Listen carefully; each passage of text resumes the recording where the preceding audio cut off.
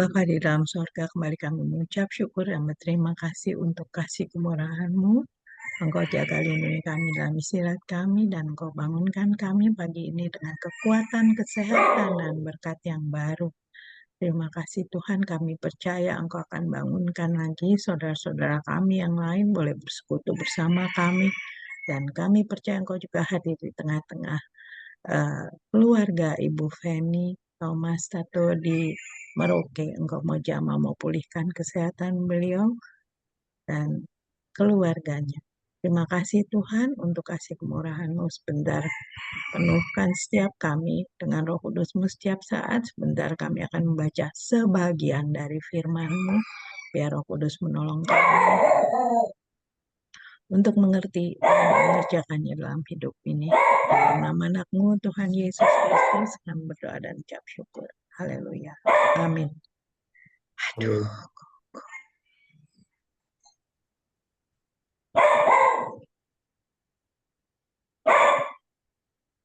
Pindah dulu deh.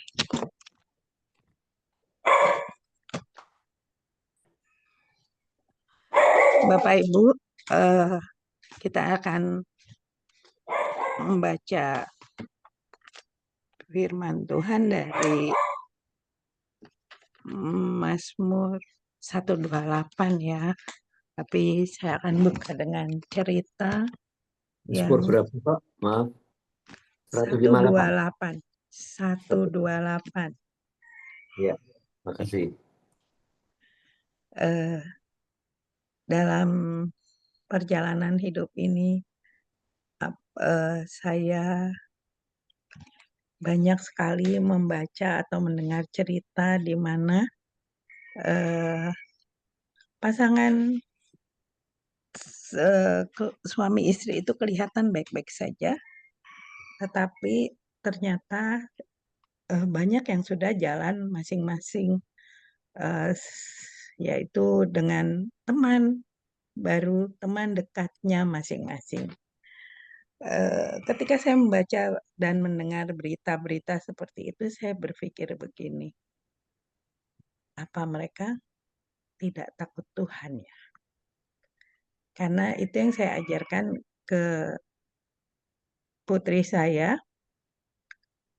hal sekecil apapun yang kamu pikirkan, kamu kerjakan, kamu perkatakan, kamu tahu dan Tuhan tahu.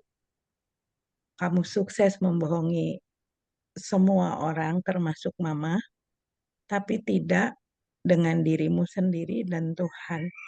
Seperti itu saya ajar ke anak saya waktu dari kecil itu. Jadi dan itu juga yang dilakukan orang tua saya kepada kami anak-anaknya. Saya juga waktu masih remaja lihat terutama papi ya, dia akan, kita belum selesai nih mau ngarang cerita, mau ke sana kemari gitu minta izin, papi udah tahu bahwa kita tuh ngarang, bilangnya mau belajar tapi sebenarnya mau mengerjakan mungkin jalan-jalan atau kayak gitu. Dia udah tahu duluan. Jadi ternyata sesudah saya menjadi orang tua, oh Tuhan kasih hikmat buat kita melihat bahwa ini ngarang deh, udah pasti ini mau main gitu loh, bukan mau belajar seperti itu. Jadi kalau hal-hal, karena saya dari kecil mendidik Ingrid, putri saya, untuk tidak berbohong, dan puji Tuhan Ingrid tolong dia, puji Tuhan, Tuhan tolong Ingrid, maksud saya Tuhan tolong Ingrid untuk selalu berusaha untuk tidak neko-neko gitu loh. Nah, sampai sekarang, jadi dia akan kecewa kalau kamu bohong ya. Ada kata-kata seperti itu, dia akan kecewa sekali dan akan bilang, lah kan mama yang ngajarin untuk tidak berbohong seperti itu. Dan saya bersyukur untuk ini. Dan ketika juga cerita-cerita saya bawa ke kampung saya, ke kampung papi, dan Sumatera Utara pada umumnya, Tanah Batak, ketika kami berkunjung bersama Kingdom Family Indonesia ke Medan, salah satu yang dikeluhkan juga oleh eh, pada waktu itu kita berkunjung ke Kapolda, bahwa keluhannya sama, bahwa di kampung itu banyak sekali anak-anak muda yang sudah melenceng gitu. Nah, dari eh, melenceng dalam hal menggunakan waktu yang Tuhan sediakan gitu, dengan cara menggunakan hal-hal yang sepantasnya tidak mereka gunakan, karena berita mengenai eh, akibat dari menggunakan narkoba itu dan juga menyalahgunakan penggunaan dari internet, jadi melihat yang nggak harus mereka lihat, itu akibatnya buruk, bukan yang baik gitu. Nah, eh, hal itu adalah dimulai dari mestinya anak-anak muda itu takut Tuhan, karena Tuhan yang menyediakan waktu. Kalau waktu kan nggak bisa kita rewind ya, kita mundur gitu nggak bisa, atau kita stop sebentar. Nah, lalu nanti deh ada penambahan waktu, nggak bisa, karena waktu itu eh, berkat dari Tuhan yang paling istimewa. Kalau menurut saya masih ada waktu, biarlah kita boleh menggunakannya dengan sebaik-baiknya, masih ada kesempatan seperti itu. Jadi ketika seorang Kapolda mengatakan bahwa itu yang paling, salah satu yang paling berat tugasnya ketika menjabat, bahwa eh, anak-anak muda di sana tidak dapat memanfaatkan waktu dengan baik seperti itu. Jadi saya kembali ke grup keluarga, saya tanya, apa ya pokok doa Opung semasa hidupnya? Eh, Anaknya laki-laki semua ya. Anak dari Opung saya benar yang papi sekandung tuh ada 6 laki-laki semua. Dan pada waktu mereka kanak-kanak belum ada jembatan. Jadi harus melalui sungai, jalan ke jalan besar untuk ke sekolah. Contohnya seperti itu. Eh, tapi saya melihat papi kakak beradik berenam itu semua sekolah dan jadi guru. Jadi saya bilang, apa ya pokok doanya Opung? Kok bisa sedemikian gitu. Begitu juga kami level cucu-cucunya. Dan sekarang saya boleh lihat anak-anak dari sepupu-sepupu saya dan cucu-cucu kami, generasi saya juga sekolah dengan sungguh-sungguh, dan kita berusaha untuk membimbing anak-anak kita untuk eh, ya, kalau saya lihat ya sejauh ini, untuk takut akan Tuhan. Karena salah satu pokok doa saya ketika mendoakan Ingrid sesudah dia dewasa, biarlah Tuhan pertemukan dengan pasangan hidup yang takut akan Tuhan dan mengandalkan Tuhan.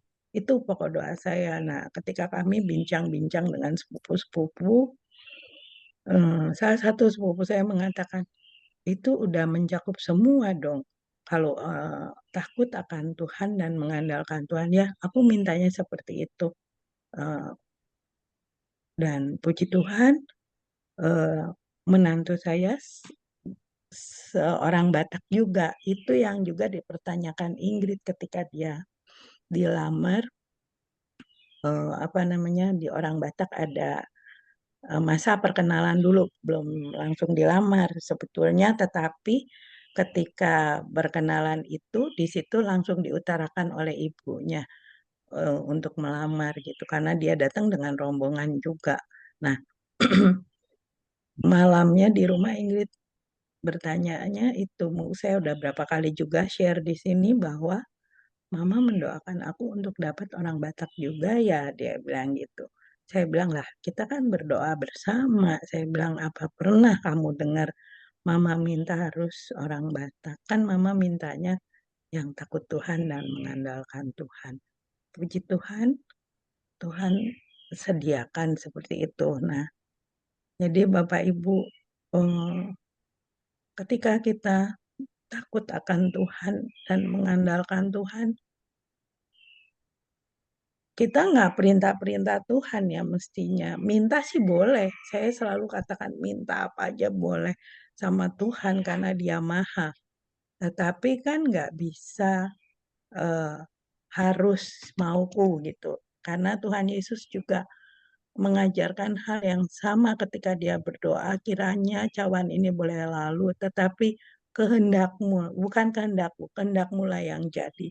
Tuhan Yesus berdoa, pokok doanya seperti itu. Jadi ada permintaan saya pribadi juga, Tuhan kalau boleh begini, begini, begini.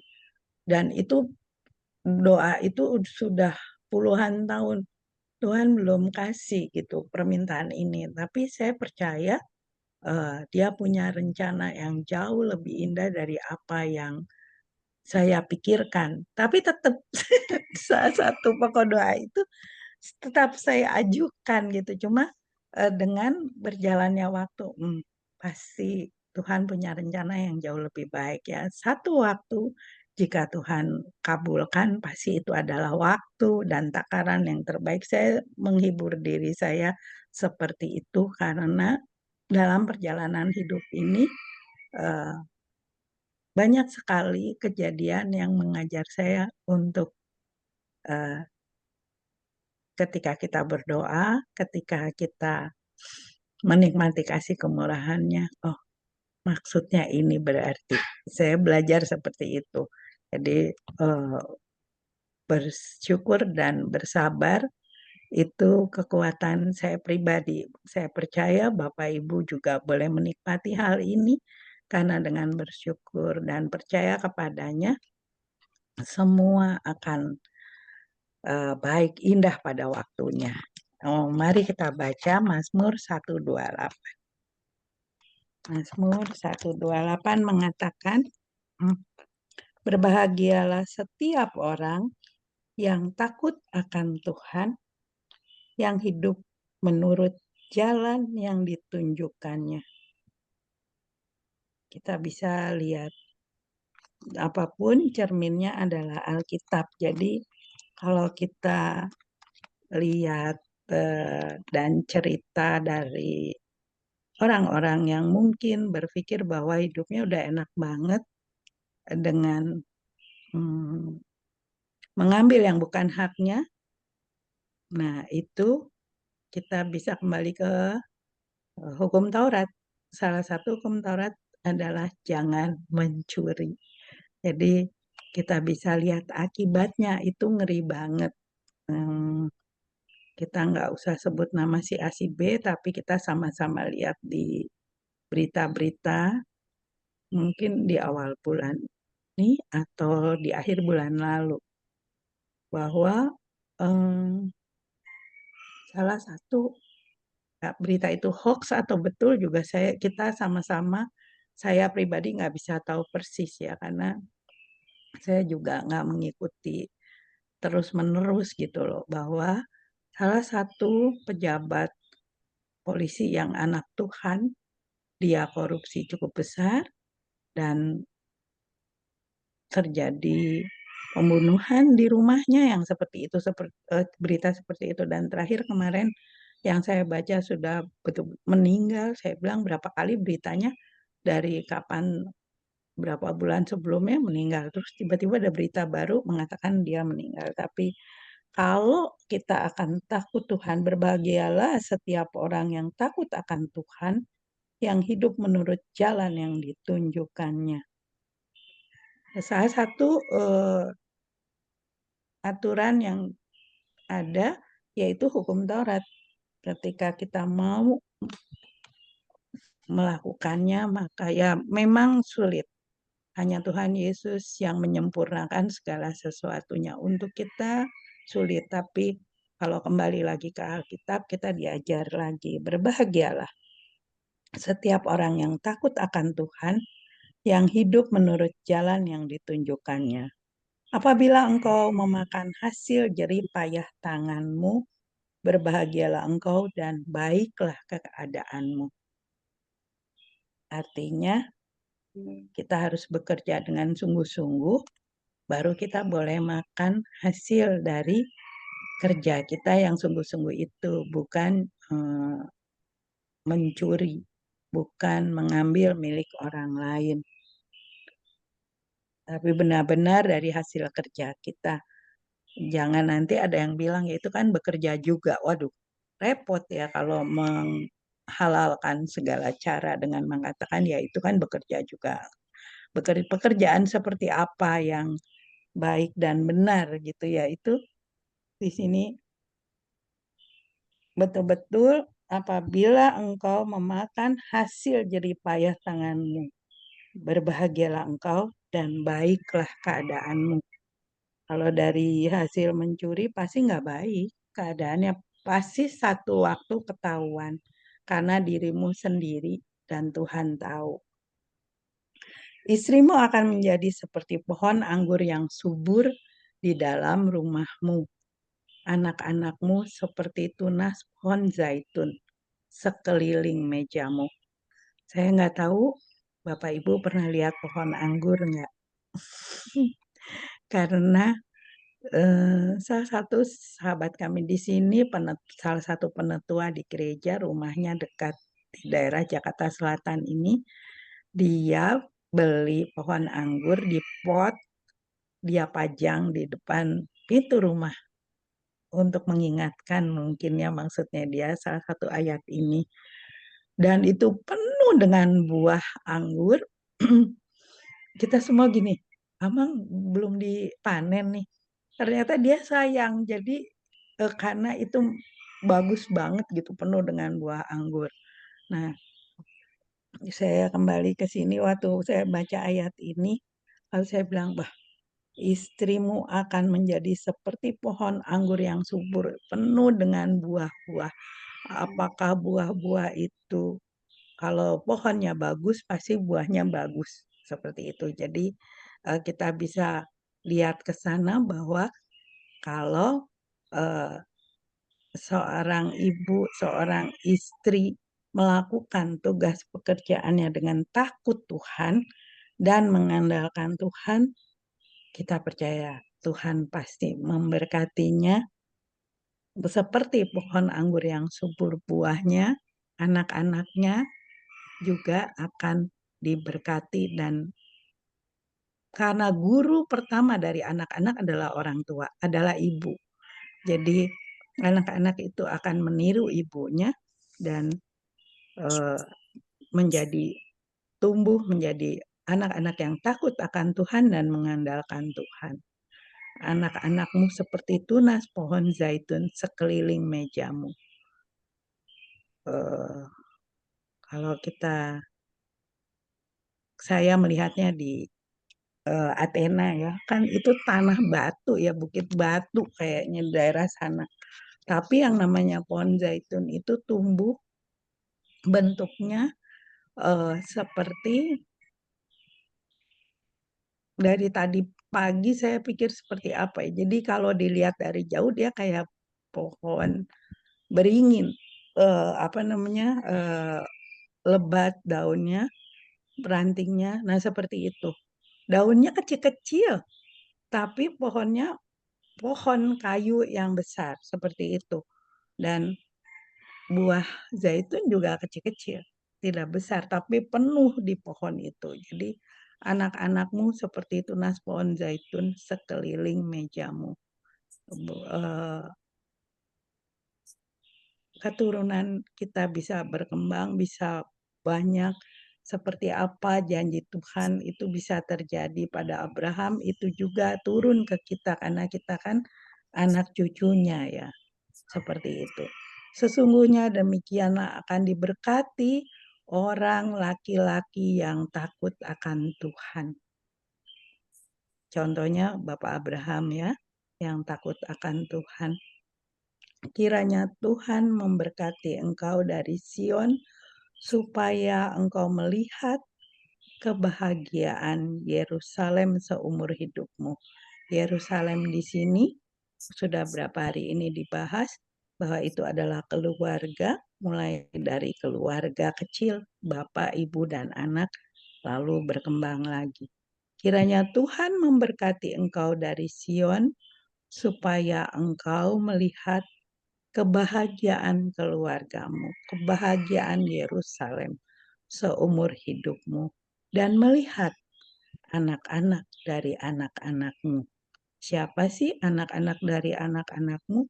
Artinya cucu-cucu kita bisa lihat damai sejahtera atas Israel. Indah sekali, dan itu ada tertulis di Mazmur 128 bahwa berkat atas rumah tangga dimulai dari takut akan Tuhan.